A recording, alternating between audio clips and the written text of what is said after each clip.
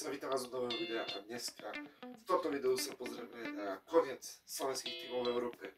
Zhodnotíme si, ako dopadla Žiline, ako dopadli Košice, ako dopadla bohužiaľ aj Trnava v predkolách konferenčných európskych líg a pozrieme sa na to, kam postup poslova, ako dopadlo a čo ho čaká a môj názor na to, ako to prebiehalo a čo ďalej zo Slovanom bude v ďalších predkolách. V tomto prípade Európskej ligy bude už vo štvrtok ich čaká odveta, taký ako je ten troška čas.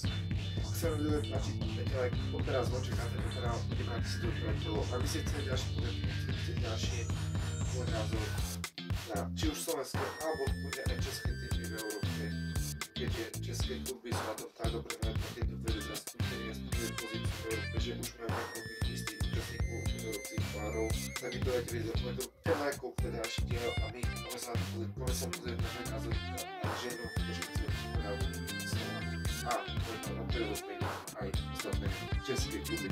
Poďme sa pozrieť na to na našich zástupcov, ktorí skončili už v druhom predkole konferenčnej ligy a tým prvým, kde sa dneska povedujeme, je Mečka Žilina, ktorá vonku v Čestochovej proti Rakovu Čestochova prehrala 0-3. Povedal, že Žilina mala extrémne ťažký žien, ktorá asi je najprednejší kalibru v Európe, v niekoľko nástupných čas polských pohárov a podobne. Účastník v prvej fázi Európskej ligy, konferenčnej ligy a tak ďalej. A v domácom zápase v obete, v ktorej v podstate Žiline už o nič nešlo. Žilina viedla od jasným výdom Ďuriša 1-0 a mohla pomýšľať na potenciálny zázrak spasenie čokoľvek. A bohužiaľ, v prvého počasu vyhrali 15 v 37 minútach na polku. Zrovna 1-1 a Brunes v 52. minúte dával na 2-1 po zápase Žilina prsty predala a dorazili v 72. minúte Javik na výhra. Žilina prehrala 1-3 celkom súčasť 1-6 a bohužiaľ do ďalšieho kola nepostupuje. Kazalo sa, že bohužiaľ Žilina na Európu mala, ako to samozrejme mala extrémne ťažké súpera, asi najťažšie zo všetkých slovenských tímov a európskej konferenčnej ligy končí po prvom zápase pomerne jednoznačne prehry 0 bodov, ťažký výjazd z Polska a 0 bodov pre slovenských konferencií. Je to škoda a ako vidíme aj teraz v tejto Žilina pokračuje v tom svojej konferencii toho, že žiadneho hráča si nenechala a všetko proti rozpredáva. Odišiel Kraprárik, odišiel Gidi, odišiel Ďuriš. V podstate ten tým sa znova celý rozpadá, všetkých hráči, ktorí tam niečo hrali, niečo dokázali s tou Žilinou minulý rok druhé miesto. Už sú preč prakticky, ostáva tam iba to jadro, ktoré v údzovkách asi nikde nechcú, alebo ja neviem. Bohužiaľ, ten tým je v podstate iba farba na hráčovej tým, ktorý by niečo mohol v Európe dokázať a je to fakt veľká škoda. Pre slovenský futbal bohužiaľ nič nejakým spôsobom neprekvapili a je to úplne škoda. To bola Žilina, pochopilo sa to, čo sme čakali a dúfali nejaké lepšie výsledky a žiadnu máme spolu a Žilina končí, bude sa sústredovať na ligu, kde nejakým spôsobom zatiaľ tiež neoslovila, čo ju čaká ďalej. Druhý slovenský zástupca, ktorý skončil už v druhom predkole konferenčnej ligy, sú FC Košice.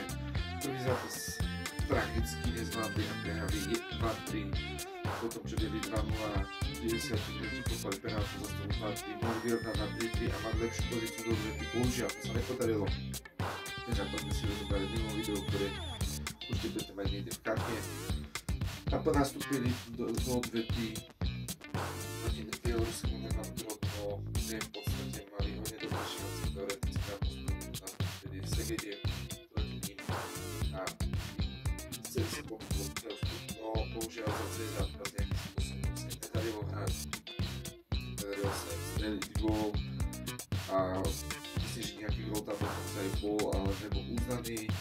Košicám každopádne 0-0 vydržal až do 90. minúty, kedy sme mimo z Nemanu Grodno na 1-0 a tým pádom Košice prehrali 2-0. Ťažko sa s tým dalo robiť na celom čase, ale v 53. minúte Dominik ešte vykresal nejakým spôsobom iskierku nádeje z roha na 1-1 a Košice sa snažili úspešné nastavenie nejakým spôsobom ešte dokázať a snažiť sa strediť druhý gól, čo sa žiaľ nepodarilo.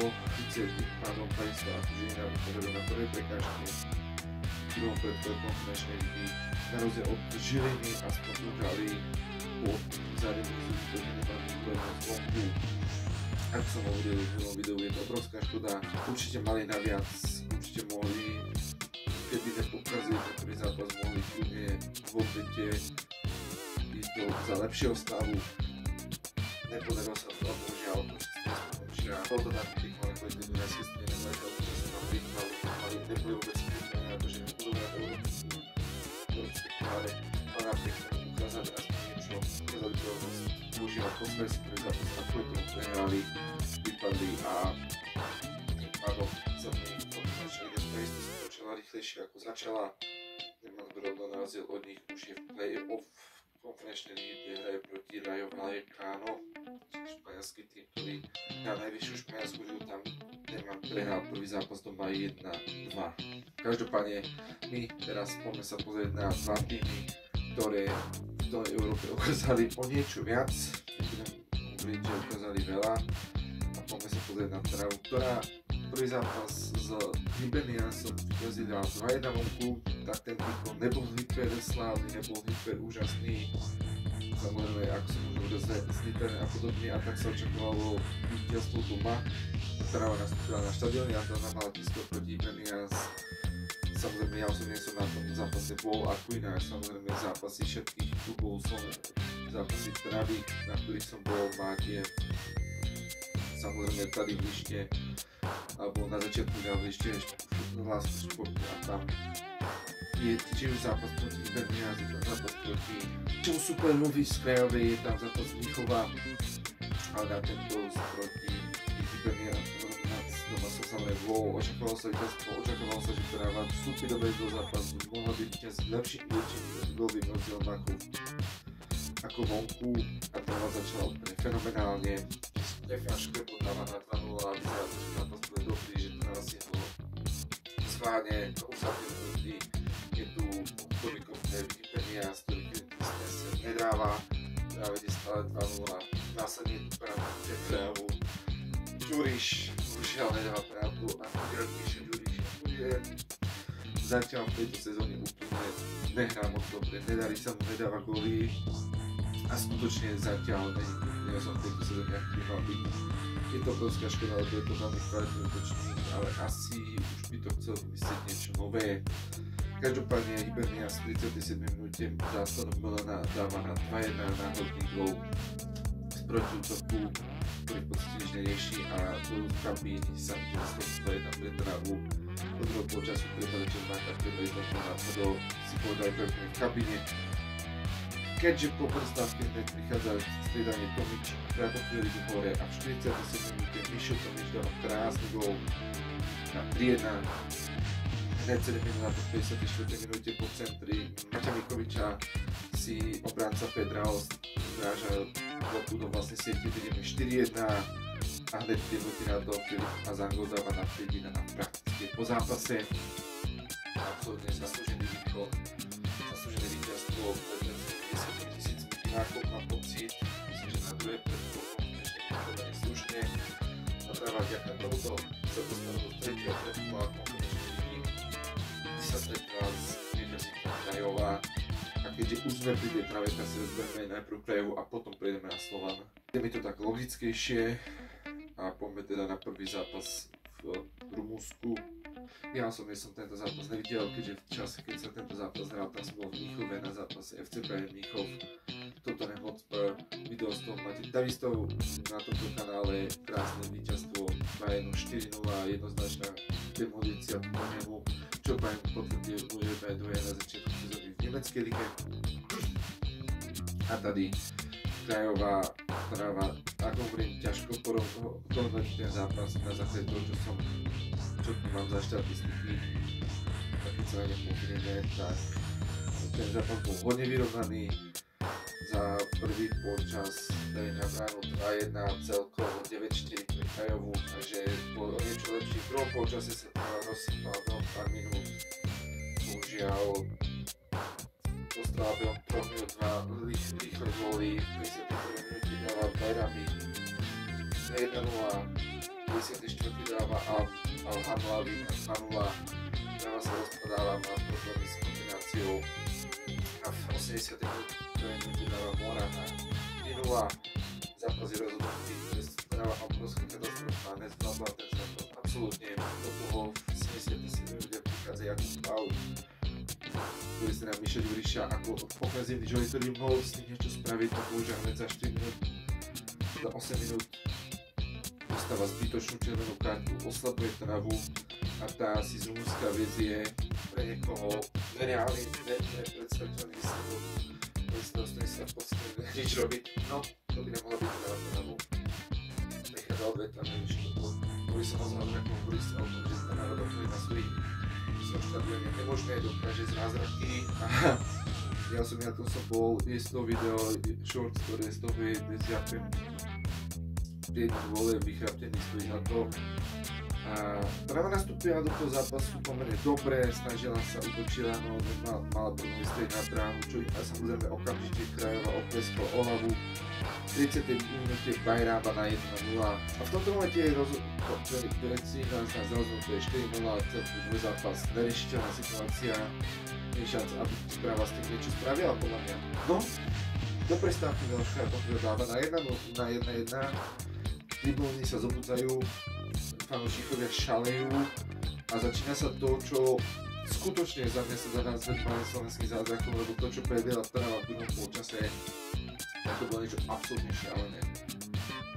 Keď si človek povedal, že OK, je to 4-1, 3 góly dať za druhý polčas, proti dobre hrajúcemu superovi z Rumunska pripravenému, ich ťažké, pošli Bandolov, Mojstra, Pišvili, Kubička, v 62. minúte bol centri do 16. 2 konečne dáva prvý gól, svoj v Trnave krásny v 16. konečne regulérny a Trnava vedie 2-1. 5 minút na to prichádza druhovíkom na cvičený signál a nádherná strela Filipa Záňa poza 16. Je to 3-1 a v 80. minúte malý trnavský klenot Timo Kudlička dáva na 4-1. V tom momente padá štadión, absolútne fenomenálny zápas, absolútne fenomenálna atmosféra, šialené publikum a skoro 10 000 ľudí veria v to, že Trnava ešte stále môže ten zápas rozhodnúť. Ešte majú 10 minút necelých na to, aby ten zápas rozhodol za riadne hracie doby. Mali na to atmosféru, mali na to siedne, mali na to pozbudzovanie a mohli to dotiahnuť. Bohužiaľ to sa nedarí. Zápas končí po riadnej hracie dobe 4-1. Ide sa do predĺženia, kde za mňa pravdepodobne už Trnava síly na to pobiť sa s superom nemala a v 101. minúte Bauta dáva na 4-2, čo v podstate znamená, že Trnava musí dať gól, aby sa im podarilo dorovnať, to sa nedarí a v 117. minúte Simba rozhoduje zápas na 4-3 z pohľadu Trnavy. Trnava víťazí v tomto zápase, ale do ďalšieho kola postupuje práve Krajova. Už pokračnej ligy hraje s Başakşehirom, čiže turecký národ futbalistov bývalý klub nášho športového riaditeľa Martina Škrtela a dokonca prvý zápas v Turecku. Krajova víťazila 2-1, takže evidentne Trnava narazila na superov, ktorí sú kvalitní, sú dobrí a nie je to náhoda. Hibernians pokračujú po Európskej lige alebo po konečnej lige dokonca prešli cez aj Anderlecht, čo už nie je náhoda. Krajova pravdepodobne bude hrať konferenčnú ligu, takže klobúk dole pred Trnavou za mňa čo dokázala. Keď si to pozrieme štatisticky, tak s Hekerom získala za remíziu, s Hiberniansom získala 6 bodov za víťazstva, s Krajovou získala 3 body za víťazstvo doma. Celkovo získala 10 bodov do nášho koeficientu, čo je za mňa fajn. Bohužiaľ, s tou Krajovou mala viac moje ako šťastia, ale to sa dá povedať aj s Hekerom.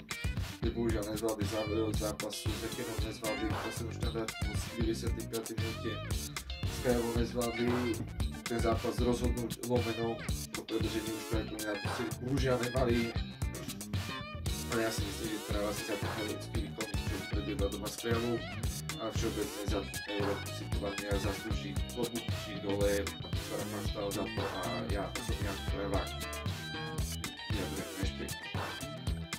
Tak a my poďme na Slovan. Myslím, že u Slovanu sme naposledy skončili po postupe cez Zlínsky Mostar, takže sa budeme venovať 2. 3. predkolu Ligy majstrov a 4. predkolu Európskej ligy, aby sme tu mali celkovo. Prvý zápas z Kairat Almaty hral Slovan vonku, hral v Kairate, v Almaty, čo z toho je domáce, to je absolútne jedno. Tento zápas som bohužiaľ nevidel, respektíve videl som časť toho zápasu, videl som, myslím, že od nejaké 80 minúty. Ten zápas, červenú kartu Ibrahima, to som ho nevidel, tie dve žlté karty, v čom sa vyjadrím v zásade je za prvé 90 minút a penálta sa prejavá absolútne zbytočný faul v 16. Ja osobne, áno, všetci tvrdia, zatiaľ bol za trest v 16. pri jeho klope, čiže absolútne najkretenskejší možnosť ako zapískať penáltu, lebo keď supera ťaháš útočiaceho posviečí, následne nebudeš čakať, že to má a podobné veci neodhalia. Takže 16-ročný sa Pájer dáva na 1-0, pán je naštvaný aj kvôli tej penálty, aj kvôli otočným zákon a podobne, na čo vypení hostujúci tréner Vladimír Ves starší. V 93. minúte dostáva červenú kartu, dosť hrubo tam povie pár teplísov rozhodcom, za mňa to holandský rozhodca Lučuk, tak sa to volá, a ten záver zápasu bol z jeho pohľadu absolútne katastrofálny a k tomu ešte chvála bol v 97. minúte neuznaný gól Ricardinha, ktorý by mystické šance už absolútne pochoval, ale aspoň Slovan si odváža do domácej odvetný stav 1-0, nádej na skresenie, to isté ako práva doma sú silní, doma majú výborných fanšikov a môžu to pomýšľať na postup, ale prvý zápas Almaty prehrávajú bohužiaľ 0-1 a my poďme sa teda na odvetu s Kairatom. Odvetu som videl tiež až neúplne celú, bohužiaľ nemám toľko času sledovať všetky zápasy v Európe. Povedzme si tomu toľko, že Slovan v nádhernom góle Roberta Macha vedie 1-0 v 30. minúte a atmosféra a 20 000 fanúšikov tlačí Slovan dopredu. Víťazky bohužiaľ to sa nedali riadno na celom čase, už gól nepadne, predĺžení takisto penálta gól nepadne a tak zápas ide až do penálty, kde najprv Domotáka, Dvichta, Glimovka a Slovan mu sa darí, Dolič, Pokorný, Kučarevič premeniajú penálty a Slovan má šancu postúpiť na penálty ďalej, no bohužiaľ najprv Mustafič nepremenia penáltu, je to škoda, lebo tá strana nebola najlepšia, nebola najhoršia, alebo nedáva a to, čo sa deje v 5. sérii, keď Barsegian za mňa, prepáčte Slovanisti, ospravedlňujem sa vám, ale za mňa proste zahodí penáltu, toto proste za mňa toto sa stať nemôže, toto proste ako keby odkopol loptu po faule niekam mimo 16-ky, ospravedlňujem sa, ale fakt akože to, čo Barsegian tam spravil pri tej 5. penálte, podľa mňa za mňa to je proste zahodená penálta, to nie je nepremenená, to je zahodená penálta, ospravedlňujem sa, to videl ja na prvý pohľad. A tak Jorginho v 5. sérii rozhoduje o postupe Kariatu. Samozrejme je to pred bránou slovanistických fanúšikov, takže hráči supera provokujú a Vladimír Ves mladší praví to, čo sa praví, nakopne na supera, hodí po ňom chránič a tak ďalej. Top futbol absolútne nepatrí, áno, rieši sa dlhodobo Vladimíra Vesa mladšieho, že posledná to bude skôr prekážkou ako pomocou ako lídrom a podobne. Za mňa proste je to energický motivátor, je to ktorý je slavista telom aj dušou a proste tie emócie dáva najavo. To isté máme Maťa Vikoviča, mali sme tam Maťa Škrtela, Domana Procházku. Áno, tí hráči nedostávajú toľko červených kariet, nie sú tak výbušní. Môžeme si spomenúť takisto na Vesov výbuch proti Trnave, naposledy je to škoda a Vice práve dostane niekoľko zápasov, čo som čítal naposledy 2 až 5 zápasov. Dokonca sa Slovan ani nezapísal na súpisku pre európske poháre. Takže tam asi očakujú nejaký tvrdší test na to, že to bol konzultácia supera, napadnutie superho trénera, nemôžem povedať čokoľvek, kde sa musí držať, je to kapitán, je to vodca Slovana.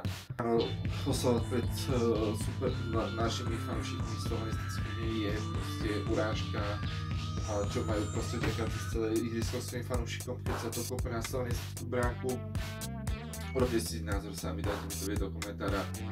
Za mňa to proste Vajsovci majú, tak sa hovorí, poráhnuť ďaleko, či už pán tréner alebo práve mladý Vlado, ktorý do týchto zápasov dostal červenú kartu a oslabil svoj tým, aj keď v podstate ani v jednom prípade to do toho zápasu nezasiahlo, ale tam malo každého s nejakým pomenutiam, že proste dostávať červené karty v takomto intervale hlavne mladého Vajsa je dosť nebezpečné pre jeho kariéru, aj keď na konci hovoril sa, že skončí, neskončí a tak ďalej. Za mňa to je škoda a Slovan teda vypadal pre tomto Ligy majstrov a ide do play-off Európskej ligy.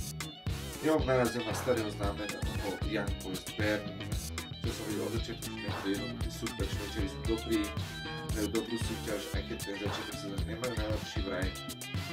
Tak, proste je to super, s ktorým Slovan nemá dobré skúsenosti, čo si ja pamätám tak v minulosti v európskych pohároch, s nimi nekončili úplne dobre. Slovan sa tlačil, mal šance, bohužiaľ nepremeniali ich. Za mňa v trošku dosť neregulárnych podmienkach, kedy extrémne pršalo, boli tam nánosy bána, nánosy vody, normálne rybník, tam si spravil šmíkačku a takto cez teba lialo vodu. Bolo to na rozhodcovi, či je to regulárny zápas, Stieler, či ak sa volá z Nemecka, Stiegelmann, pardon, tak uznal, že hrácia plocha je súdca a 15 minút Bedia dáva na 1-0 krásnej hodnej akcii cez stred obrany slovanistickej a Slovan prehráva 0-1. V druhom počase s tým ani Kučerevič, ani Mak, ani Jara nedokážu nič spraviť a super si udržiava výsledok 1-0 v odvetí, pre Slovan to nie je úplne príjemná vec. S Young Boysom hrajú už o týždeň vo štvrtok na švajčiarskej pôde, na normálnej tráve, takže to určite budú mať jednoduché. Uvidíme, ako sa Slovan bude zvaliť práve v tejto odvete a ja verím, že dokážu to Young Boys potrapiť a minimálne zasa bojujú nejaké tie body pre svoj koeficient, aby v ideálnom prípade ich budeme v Európskej lige. Ak sa to Slovanu nepodarí a prehrá, tak bude hrať konferenčnú ligu, kde zasa áno sú menšie peniaze oproti Lige majstrov alebo v Európskej lige, ale zase majú väčšiu šancu na to získať viac bodov do koeficientu, viac peniazí zo vstupného a podobne. Takže pre Slovan uvidíme, ako to celé dopadne. Ja dúfam dobrý výsledok, dúfam, že postupí a že ich uvidíme v druhej najlepšej súťaži na svete v Európskej lige. Slovan postupuje ďalej a verím, že sa mu podarí na ďalší deň vyťaziť. Má dobré výsledky, bohužiaľ nedarí sa mu poslednú dobu, prehrá s Kajratom dvakrát, prehrá s Young Boysom, majú 3 zápasy po sebe prehráte v podstate, aj keď s Kajratom 3 zápasy vyhrali. Hráci dobre. Tak rieši to tak bude ďalej. Slavia má istotu Ligy majstrov, Plzeň bohužiaľ vypadáva zo sebe Ženeva do Európskej ligy, ktorú už má istotu pred Ligy majstrov. Sparta v prvom zápase play-off konferenčnej ligy zvíťazila 2-0 na Jerevanom a to pamäcie naše dobrý výsledok do odvetí na rozdiel od Baníku, ktorý doma pred vonku celé prehráva 0-1, ale zasa má dobrú pozíciu pred domácou odvetou, výsledok aj na zvonku není strašné a v podstate myslím, že Baník to má bude silný, takisto ako Trnava, ako Slovan a tie, ktoré majú veľkú fanúšikovskú základňu. A Sigma Moc, ktorá zvíťazila v Českom pohári, tak play-off Európskej ligy prehrala doma na ihrisku Malma 0-3, tým pádom do odvetu, to bolo totálne ťažké. Majú tam neuznaný gól, každopádne pre nich je už istota takisto konferenčnej ligy vďaka tomu že toto je playoff Európskej ligy, takže Conference majú istú, mám Slavia, Sigma aj Plzeň majú istú pohárovú Európu, už záleží od nás Sparte a Baníku, či sa do toho tej Conference ligy dostanú. Sparta má dobrý výsledok 2-0, odvetol na superovej kolke, zasa Baník prehráva 0-1, ale môže to doma otočiť s tými fanúšikmi, takže uvidíme, Česko má šancu na 5 pohárových zástupcov, troch už má istých. Slovensko má jedného podista. Slovensko má istú jedného týmu a viac tam nebude. Takže toto bol môj názor na slovenské, české týmy v pohárovej Európe. Ak sa vám video páčilo, lajkujte, zdieľajte, komentujte, dajte mi vedieť, či ste chceli vidieť aj môj názor na posledné predkolo, či už Európskej ligy, konferenčnej ligy a všetkých ostatných. A ja sa s vami učím. Tu si pozrite nejaké ďalšie videá, majte sa krásne a my sa ideme na budúce ďalšie videí. Čau.